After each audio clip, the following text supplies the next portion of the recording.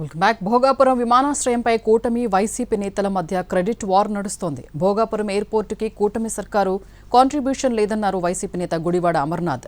రైతులకు అన్యాయం చేసి భూముల్ని వైసీపీ నేతలకు అంటగట్టారని కేంద్ర మంత్రి పెమ్మసాని చెప్పారు. క్రెడిట్ చోరీకి కేర్ ఆఫ్ అడ్రస్ వైసీపీ అని మంత్రి సవిత తీవ్రంగా విమర్శించారు. భోగాపురం ఇంటర్నేషనల్ ఎయిర్పోర్ట్ కి సంబంధించినటువంటి దాంట్లో మీరు చేసినటువంటిది కేవలం ఈవెంట్ మేనేజ్మెంట్ మాత్రమే.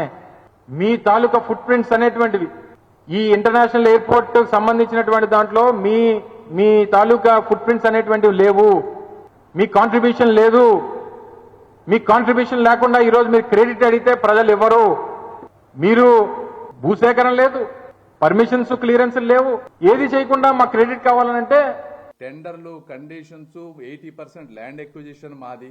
మళ్ళీ ఇప్పుడు వచ్చిన తర్వాత కంప్లీట్ గా కన్స్ట్రక్షన్ చేసింది మేము, రామ్మోహన్ గారు కానీ ముఖ్యమంత్రి గారు కానీ. ఇందులో ఆయన క్రెడిట్ ఎక్కడొచ్చింది?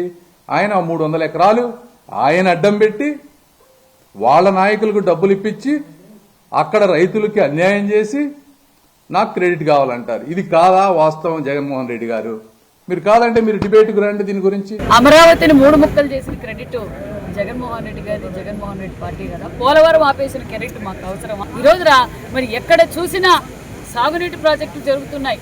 మరి జగన్మోహన్ రెడ్డి గారి సాగునీటి ప్రాజెక్టులు ఏదైనా సంచుడు సిమెంట్ మూట వేశాడా? ఆయన క్రెడిట్ మాకు అవసరమా? రాష్ట్ర వ్యాప్తంగా నా బడుగు బడిహీన వర్గాలను ఓటేయించుకొని 5 రూపాయలకే నాణ్యతమైన భోజనం తిని అన్నా క్యాంటీన్లు కూడా మూసేసిన క్రెడిట్ ఎవరైనా తీసుకుంటారా?